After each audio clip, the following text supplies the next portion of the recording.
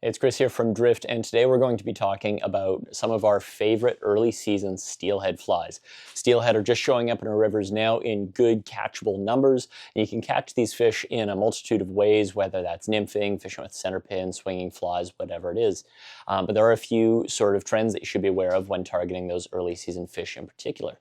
These fish are a ton of fun. They're really hot, coming straight from the lake. They can be really aggressive, and they're very hard fighters.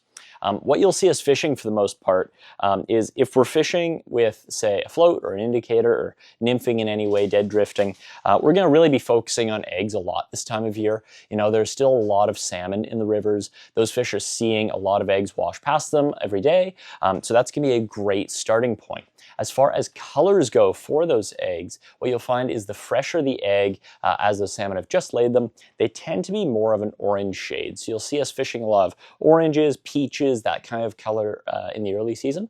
And then we'll also fish a lot of bugs. So especially in pressured areas where, you know, maybe those fish are seeing a lot of egg patterns being fished, we're going to start fishing some nymphs. And a couple of our favorites are just your simple waltz worms and these lucent pink bead hare's ear nymphs. Both really good.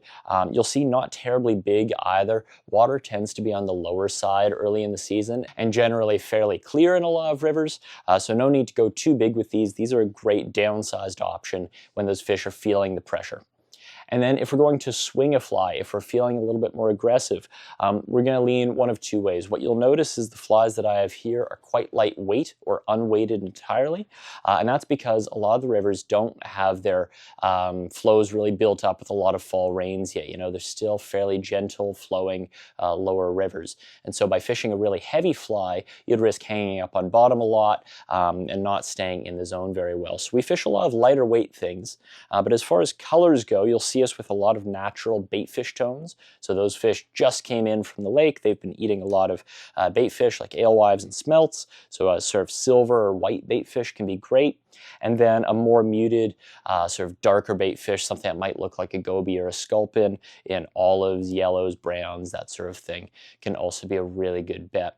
And then you'll see one outlier that I have in here as well, which is purple, or could it just as easily be a black. And what you notice on some of our rivers, especially our southwestern Ontario rivers like, say, the Saugeen or the Grand in places, they run through a lot of agricultural land.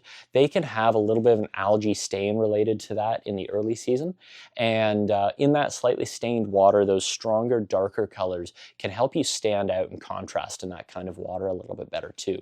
So that can be a great option for a few particular rivers around here in particular, but really purple and black also, of course, never bad colors for steelhead. So if you start out with the selection, something like that, that's going to be a great mix, and you can fish with that confidently really anywhere on the Great Lakes. So we hope that helps you out. If you need any of this, we've got all online or in shop, and we'll see you on the river.